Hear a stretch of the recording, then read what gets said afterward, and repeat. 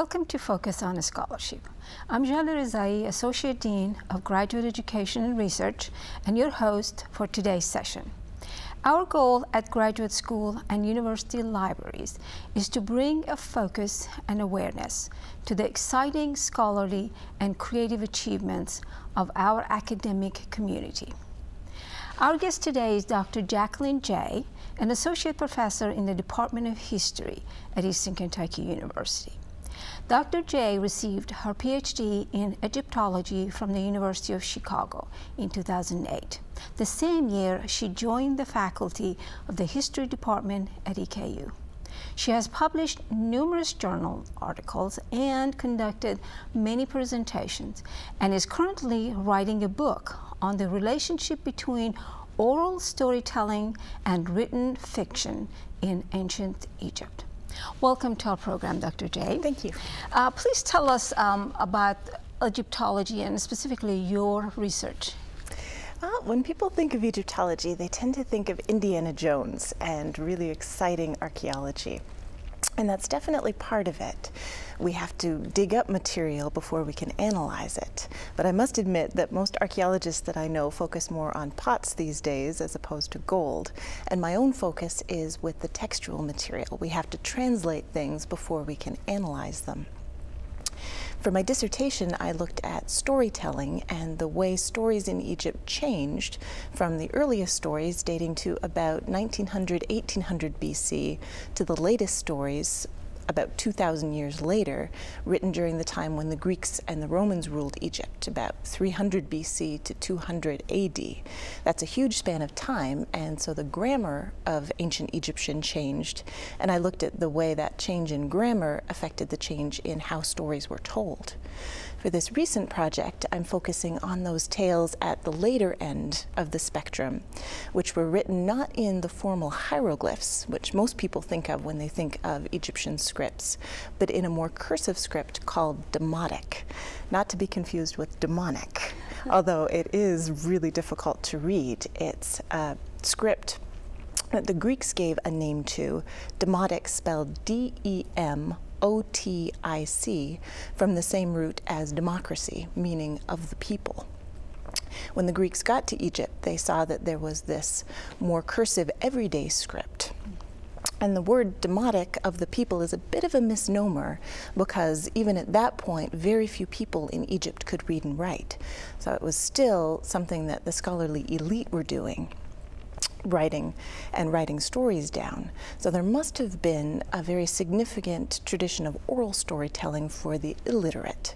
And I'm looking at the written stories that we've got to try to find hints at that oral storytelling tradition. In general, I'm really interested in the role that stories and storytellers played in ancient Egyptian society. So how did you become interested in ancient Egypt and the written and oral stories of Egypt? It seems to be one of those things that catches people when they're really young. When I got to my undergraduate studies, my graduate studies, I found a lot of my fellow students had become interested in the topic at a young age. For me, my social studies teacher in grade 6 did a unit, and that was it. And initially, I was fascinated by the kings and the queens and the stories about them. When I got to my studies, I found that the languages, the hieroglyphs, and then the cursive scripts were fascinating, and I've always loved fiction, and so this was a way to put together my love of fiction and storytelling and ancient history. So how does this research and study that you do relate to your teaching? How does it inform your teaching? I've been really fortunate. When I came to Eastern Kentucky University, they hadn't had somebody doing ancient history. There was an American historian who taught a survey class of Greece and Rome because he was really interested in that topic, but they didn't have a specialist, so I've been able to create a number of my own courses. I teach a survey class on ancient Egypt, which I'm currently teaching and is one of my favorites. It seems to be very popular amongst the students. I also teach a survey class of the ancient Near East, which looks at ancient Mesopotamia, Persia, Israel, Turkey.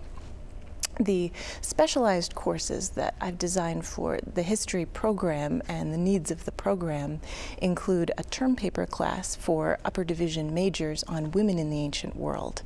And I've really enjoyed looking at the material for that, and someday would like to write a book on that topic, comparing the lives of women of Mesopotamia, Egypt, and ancient Greece.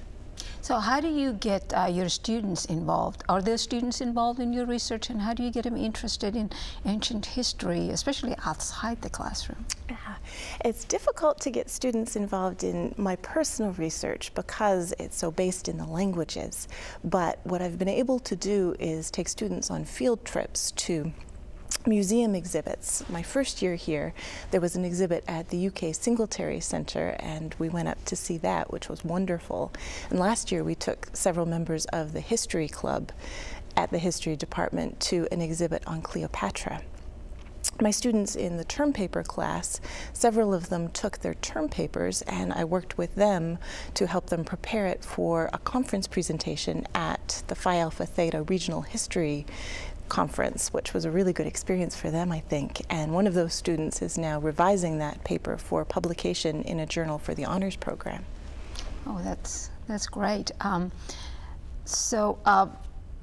This research activity that you do and the scholarly activity, does that get you involved or interested in other professional activities? How do you relate your professional activities? We have a conference every year. The main organization of the discipline is the American Research Center in Egypt. And through that and through my graduate studies at the University of Chicago, I became involved in a project looking at graffiti in the Valley of the Kings, which has been very fascinating, and that's something that's taken me to Egypt for 3 summers for a 6-week project, working with 2 other professors.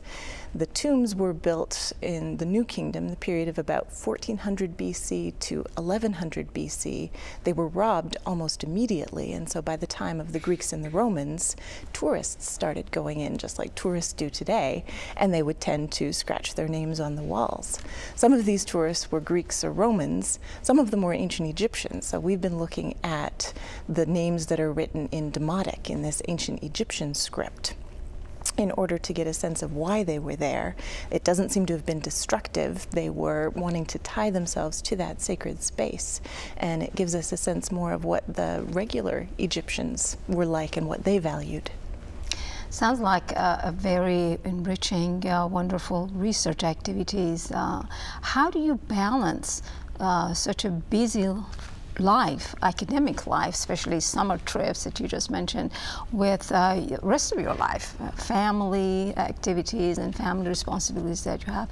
And especially I would like to hear, what advice would you have for new faculty joining EKU? It is a challenge, and it seems to be something that my colleagues in the history department deal with in different ways. For me, I find that I do work fairly well in small blocks of time. A lot of scholars need several hours at a time to feel productive, but if I can get at least half an hour of work in during the semester on my own work, in addition to the teaching and the service, then by the end of the semester I've been able to do at least something, and then really making the most of those summers to work on the research, and also that really refreshes you for coming back to teaching in the fall. Thank you very much. That's it for this edition of Focus on a Scholarship. Please join us next time as we continue our series of webcasts celebrating the scholarly and creative achievements of the faculty and staff at Eastern Kentucky University.